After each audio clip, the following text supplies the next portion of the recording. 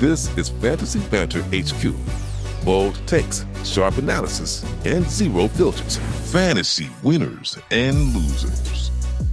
Winners and losers. Week 10. Week 10 knocked you and Nuts both out, you and Stump both out of the Survivor pool. So how do you feel about that? You probably feel a lot like me. It's bittersweet. I'd rather get knocked out now than, I guess, week 16, 17. But yeah, frustrating. I picked the Panthers, the 5-4 Panthers. Yes, Shebas, we talked about that. Yeah, I did too last week. Playing against the 1-8 Saints at home, they just beat the Packers. But I guess in true Panther fashion, it was they you don't know what you're going to get. They I hate beat those the good divisional teams games.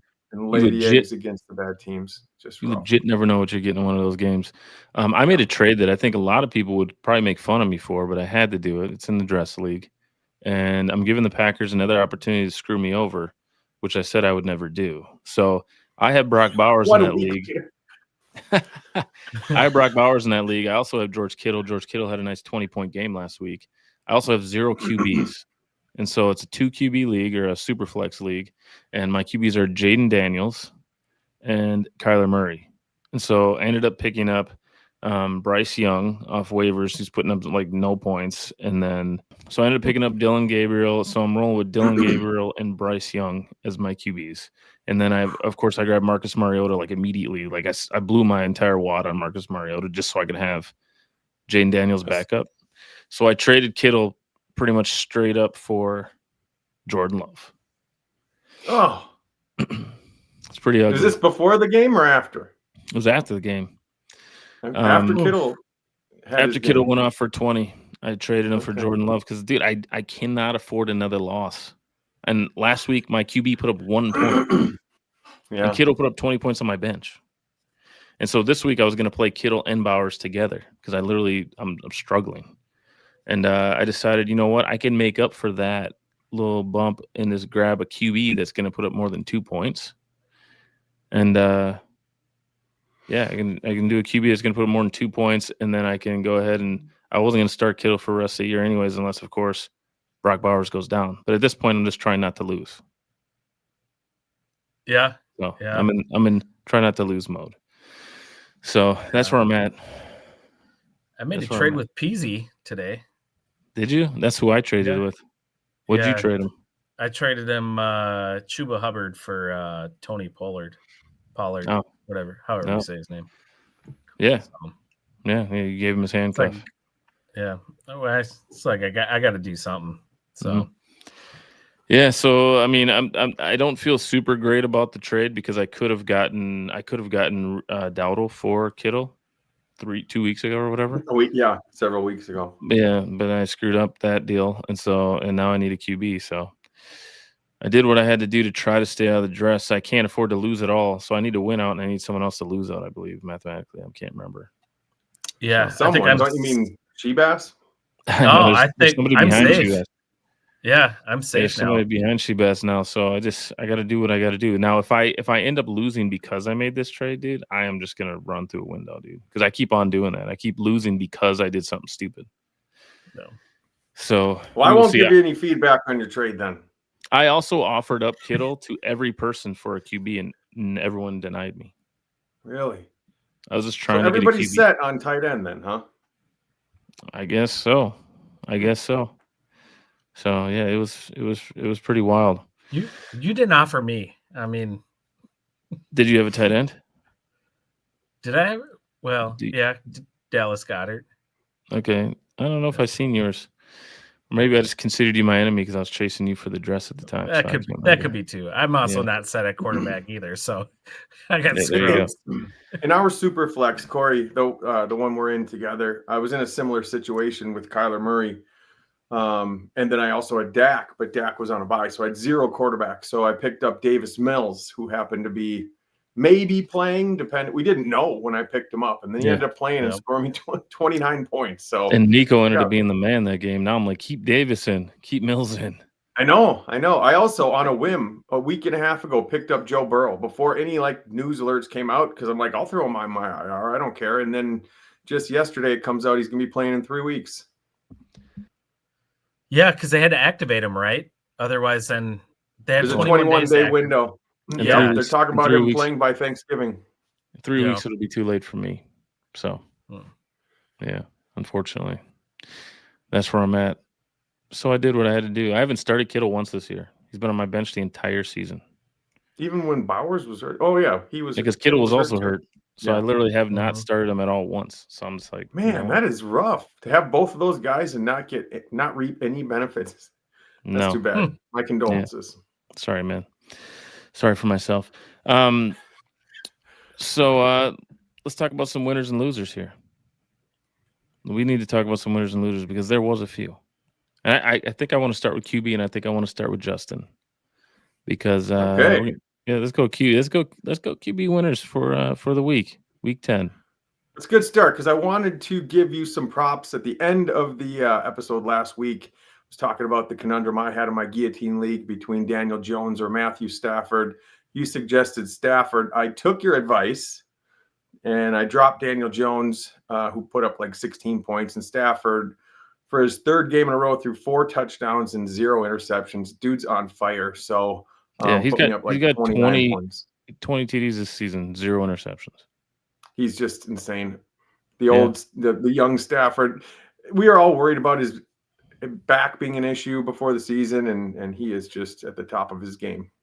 It's got to be healed by now, right? I would sure hope so. He's just rocking right now, though. Yeah. Stafford's the man. I wish I had that guy for Kittle, but that didn't work out, did it? Do you know who the number 1 QB in fantasy is right now? Drake May. It's Drake May. Yeah. The guy I have in the guillotine league. I always mention the guillotine league because it's the one league where I'm undefeated.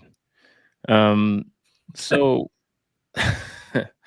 what do you think, Shebass? I said Drake May, and you smile or something. What do you think? Who's your QB winner for the week? QB winner for the week? Well, I got Dylan Gabriel because he sucked the majority of his games this year. So he had over 20 points this week. So yeah, that's true. I threw him in there. He finally had a decent game, passed for 167 yards and 2 touchdowns, and then rushed 5 times for 54 yards. So I mean, it was a good week for him. And I actually had him in too, and I was thinking about that when I was making this Jordan Love trade. I'm like, what if he ends up what if this makes sense for me to play Dylan Gabriel? But then I seen that Jerry Jeudy had a touchdown. I was like, oh, never mind. It was a fluke. No, I was going to say that's another win because he made Jerry Jeudy relevant again. Yeah, for this week. I got to put Jerry Jeudy in, actually, to be honest with you. I have Jerry Jeudy, and I have to put him in now that I traded Kittle. He's my only other option. So maybe he's watching some film on when Jameis was throwing to Jerry Jeudy. And I mean, Jeudy was a top 5 receiver last year. So if he knows what's good for him, he'll continue to throw him the rock. Yeah, you don't want to watch too much Jameis Winston video. Just watch the Jeudy part. Right. Yeah. Careful. Yeah. Watch with caution. Jameis is good for 5 touchdowns and 6 picks. What are you talking about? Let's go QB losers, Justin. Who do you have for week 10 QB losers? Oh, there was a few of them. I'm going to go with Bo Nix. 8.3 points this week against the Raiders. You expect him to put up a much better game than that against Las Vegas, and that was a rough one. Yeah, I don't even want to know what he's going to do against the Chiefs. It's probably going to be negative points at this rate. We'll see. Who do you got, Shebass? Oh man, this guy he showed up just like he did against the Lions last year for the Vikings, and in the playoffs. Sam Darnold. Boy, after having that stud game last week, he just came out and was like, I see dead people. Yeah. And that's what he was doing, man. It was just like when they poured the champagne on his head and he's like, is this my life? And they just started sucking. He did that again, but he's doing it earlier in the year. So maybe, so maybe he'll be good. Who knows? You never know. Well, the difference here is Darnold didn't have a bad game because he sucked. He had a bad game because his defense scored 2 touchdowns in like 5 minutes, and he didn't need to put up any points. It was just running out the clock in the entire second half. So I guess that's good for Darnold. Times. Yeah. Well, my fantasy loser is Jordan Love, who I just traded for. So, let's move on to running backs. Running backs is always a fun one to go over, and we got to go over some running back winners for the week. Who do you got, Justin? Well, I want to touch on 2. One of them is very obvious, the highest point earner of the season, only because I had him as my start of the week last week. Talked in depth about how Indianapolis definitely needed to understand that running the offense through JT was going to be the way to get the win, and they basically did exactly that. Took the ball out of Daniel Jones' hand and put it in Taylor's hands, and he put up close to 50 points. But the one that I'm really excited about, because JT's been like that all year, is Travion Henderson. Finally got his number 1 running back workload, and he really showed out with 147 yards and 2 long touchdowns. Really exciting to see. I wonder if Ramondre's going to cut into that now because he's going to be back. He's got a toe, though, so we'll see. I love that you almost called Jonathan Taylor Thomas as if you're going to say Jonathan Taylor Thomas. I was going to call him something. I actually was going to say his first name is something else, and I don't know. You literally said Tom. I went a different direction. You said Tom. I mean Jonathan Taylor, and so it's like you're thinking about Home Improvement. I'm not going to lie. I did that That's earlier in the what week. I was going to call him. When I was talking with my son, I did that. Yeah. You're like, and Jonathan Taylor Thomas just busted off a long one. Yeah, he's like, who the heck is that? Who are you talking about? Yeah, who's that kid? Oh, you're like teen heartthrob from the '90s who probably just looks like a dude from Cottage Grove now. Like he probably just looks average. Like whatever happened to that guy? Who knows? He looks like an English teacher now. That's what he looks like. Oh, does he? He's probably in Hallmark movies, and I don't even know. I don't think he is. I don't even think he acts anymore. I think he stopped acting. He went to college, and he's a normal person. Yeah, most people go to college and they're like, "Damn, I wish I was an actor." He's an actor, heartthrob. He's like, "I really want to go to college. Yeah, I don't have any debt. This is ridiculous." Yeah. And if he was an actor, so like I always tell myself, like if I was in a Hallmark special, I would for sure be like the douchebag ex-boyfriend from like the city slicker that shows up, and there'd be some dude that looks like Justin with a flannel on. And and like the girl would be like, "Oh my gosh, I want to live in a small town and get out of the city and be with this guy." And I'd be like, "Get over here, baby. We're getting married, remember?" And I'd pull up in like a friggin' sports car and get out with like a suit on and stuff, and they would just paint me as a douchebag. That's what I think. But yeah, and you'd have the girl the whole movie, and I'd be like just the nice guy that she ends up falling for in the end. Yeah. Like you'd be like chopping wood, and I'd be like, "Look at him over there. Look at that douchebag over there," and she'd be like, "Oh my gosh, you're the douche, okay?" And then she'd be like, run up to you and be like, "I don't know how to quit you." And you'd be like, "If I'm a bird, you're a bird." Oh my gosh. Who needs to chop wood when I can go to Menards and get myself a bundle? It just shows me pull up to the gas station and grab one of those little bundles. Time is money. Oh my Holiday, gosh. You're the best gas station ever. All right, we really digressed there. We did. I don't even know what we were talking. Oh, we were talking about running back winners. Jonathan Taylor Thomas, I stole 2 winners there. So sorry. And we're on you, Shebass. Who do you got? Well, this guy allowed his coach. It was a terrible time to take a drink of water. I'm like, "Who do you got?" And you're like, "1 second, hold on." Gunk, gunk. It's like whole time you're just parched, not drinking at all. As soon as I ask you a question, go to take a sip of water. Exactly. Edit this out. It's timing. So this guy allowed his coach. He had such a great game. He allowed his coach to go down and taunt the opposing fans in a bar from his car, just like a douchebag in the Hallmark movies, right? Yeah. So Devin A-Chain. Man, that guy had 40.5 points, depending on what league you're in, right? That'd be amazing. 174 yards, 2 touchdowns, 6 receptions, 51 yards. So he had a heck of a week. Mike McDaniels was talking trash in a bar.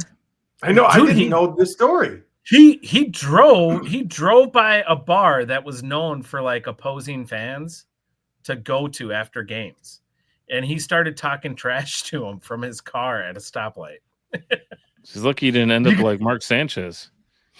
Right. His stab wounds, he's all hanging out there. Oh man. HN, I tried to get him in the guillotine, couldn't pull it off. I had $0. I'm just putting in for people. There's no way I'm getting HN for $0. Let's talk about some losers, and I don't mean you two. Let's go on to running back losers. Well, we say Ken Walker almost every week. I'm going to go with Bijan Robinson. He's been putting up some lackluster performances the last several weeks. I think he's due this upcoming week, but 10.8 points, that is not your typical Bijan game. So he's a loser for me. He is a loser. He's a loser because he's been on my Empire squad this whole time, and he's just been a loser the whole time. And everyone tries to trade me for him, and I'm like, this loser's staying on my squad. Who do you got, Sheb? I got Krosky Merritt. He's just not doing what. Just call him Bill. Yeah, Bill. Bill, man, what are you doing? It's a little. He's Bill. one of those guys in the guillotine that just sits out there. No one picks him up. I mean, he had 11 carries for 30 yards. Washington doesn't seem to know what they want to do. They got McNichols running the ball. It's like, just go with one of the guys. He's a good running back. Like, give him the load. But they're just not giving it to him, and I don't know. It's frustrating. It probably doesn't help that Jaden Daniels isn't playing, but yeah, frustrating. I own him in a couple leagues. Yeah, the Commanders are an absolute nightmare. Let's be honest here. They're a nightmare at this point. But I sure do have to start. Sure do have to start Marcus Mariota in the league. It's my only option there. Yeah. What are we moving on to? We're moving on to wide receivers. Wide receivers are Sheb's bread and butter. They're his baby, if you will. Justin just keeps on looking off to the side like he literally has something else going on. Like he can't be bothered with this podcast. Like he just keeps on, like his eyes just keep on going over to the side. Like, what are you doing over there, dude? Is that what it looks like? Yeah. I'm trying to learn from Shebas, and when you're going to call on me, instead of looking down, I put my notes to the side over here. So I'm looking at my notes over here rather than looking down. So it must be worse. Well, looks like I'm entertained by something over here. Yeah, I thought maybe perhaps you were watching the news. This like one eye, you're just like watching like a soap, and then. If you were taking up to Shebeth, you'd be gulping water every time I say your name. You'd be like, dude, my mouth is dry. That'd be this episode. Yeah. Shebeth, every time I look at him, he's just like sometimes he's there, sometimes he's invisible, he's a different color. Like anyone who's watching the podcast is just like, what is this ghostly figure? This is white as Michael Jackson. You should change your name to Casper. Technically, this is one of our best podcasts yet. Don't worry, kids. I'm a friendly ghost. Yeah, right now you got one arm. It's like, it's like you keep on making like additions, and your quality just keeps getting worse and worse. Like I got 5 new lights, and I now have Starlink, and I'm like, I can't tell. And I'm graying out. Yeah, exactly. I look like I should be in a casket right now. You're like black and white. Yeah. And then the last episode, not the last episode, the one before, when you didn't have the background, that was the worst for sure, 100%. Right. It looked like a hoarder's house because I got a desk behind me. I got a curio cabinet. It's like you guys have 5 armoires. Like armoires are a thing of the past. You got 5 of them in one room. Also happens to be your podcast room. Hey, wait, what did you just say? Armoires? Whatever they're called, dude. I don't know. I don't know what that is. It's a dresser. Is it? Man, dude, what is that, French for dresser or what? Speaking of that, dude, have you guys ever asked do me a favor right now, live on the podcast. Do you have Siri on your phone? Yeah. Okay. I need you to ask Siri a question for me because my phone's in the other room. Okay. And is the voice on? I think so. Just ask it a question. It is now. Oh, it is on. Okay. Yeah, what do you want me to ask? I want you to ask Siri a question, and it's to say, how do you say a seal pushed me yesterday in French? And I want you to hold the phone up to the mic. Oh boy. Hey Siri, how do you say a seal pushed me in French? No. A seal pushed me yesterday.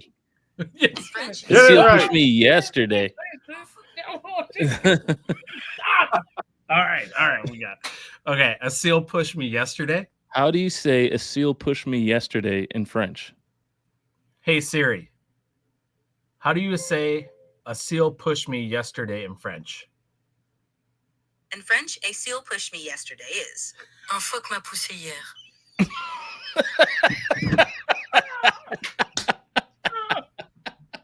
How ridiculous is Oh that? my god! Oh, dude! When I used to sell adhesives, I had customers that were up in Canada that spoke French only. Oh my god! And somebody said a massage, and I was like, "Whoa, that was kind of a turn on." What you just said to me.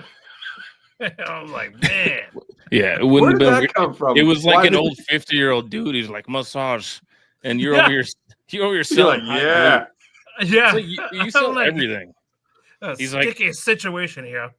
It's like, what do you sell? Like jewelry, real estate? You're like, oh no, dude, I sell adhesives. I sell hot glue guns. Yeah, And now want- you're like, I moved into a different sector. I sell hotel room stuff. It's like, what does that mean? Oh, boy, Everything here we in a go. hotel room. I've sold a lot of stuff, man. I know a lot of stuff about. I know enough about a lot of stuff to be dangerous. You know? All right, but and you just learned how to say a seal pushed you yesterday in French as well. I don't know where we're at right now. I think we're on wide I'm receivers. curious to how we started that tangent. I don't know. I do not know. We have hooked way left. I'm not quite sure.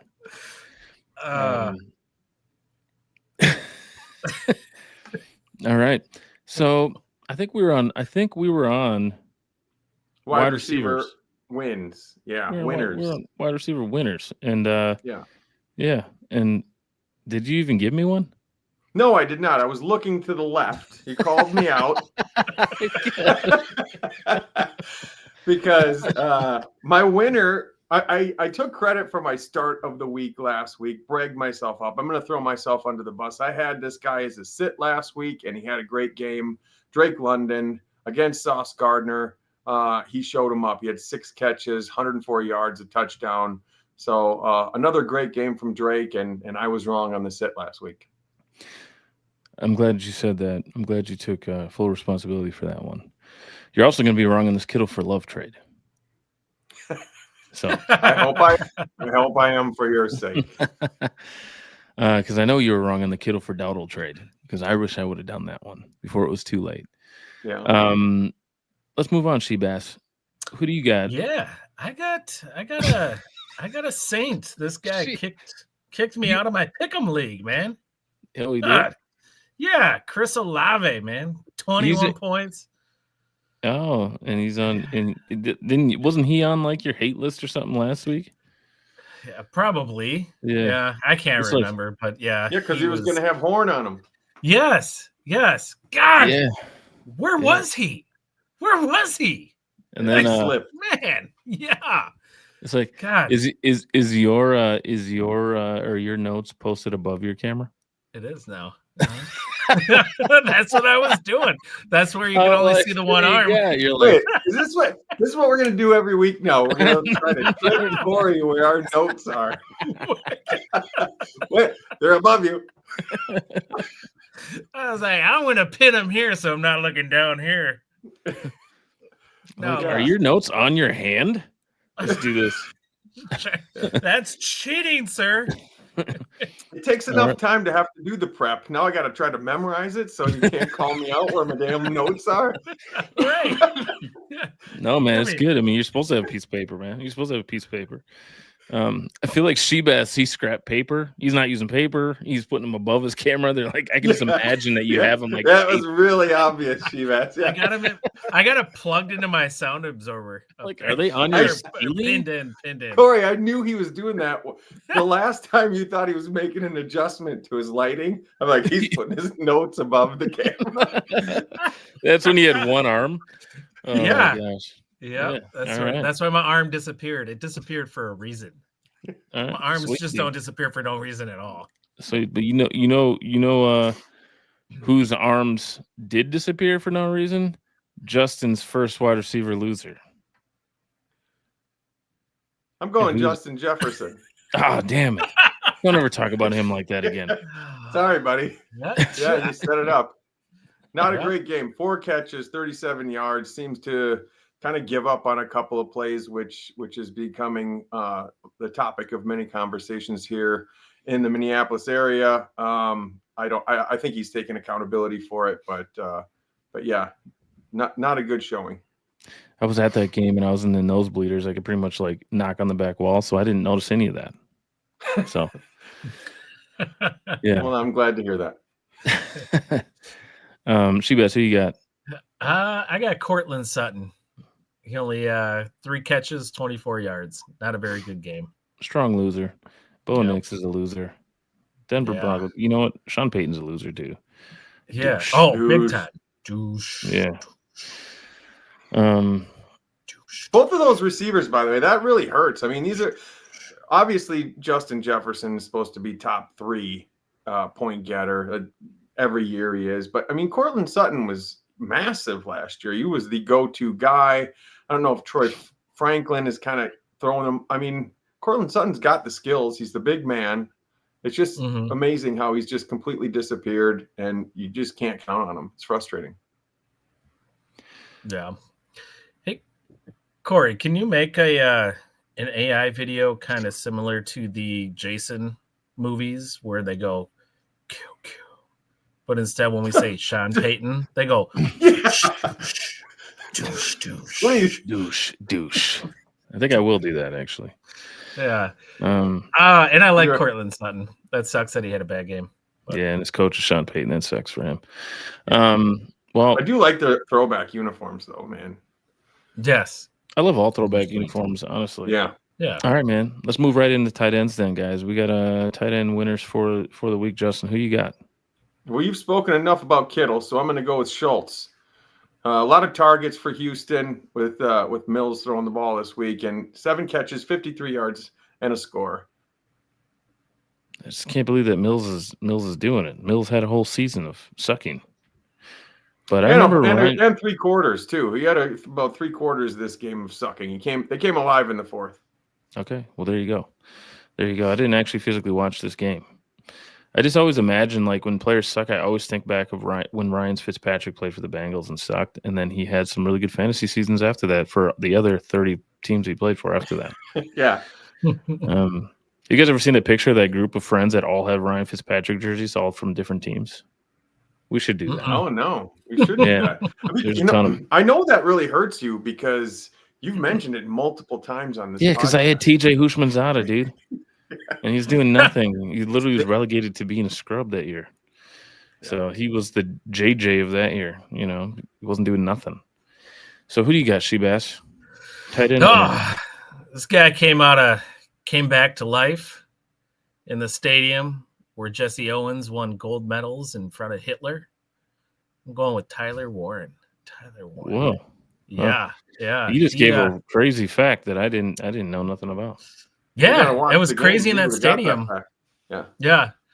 That's crazy that they were playing in that stadium, and it looks pretty good for how old that stadium is. So he put up eight receptions, 99 yards, 10 targets, ended up putting up about 18 points. So he bounced back. I feel like somebody hated Tyler Warren last week too, but I did. I could be He's wrong. had two terrible weeks, and then he came back with that one. Nice. He decides to go in another country and then become a stud again.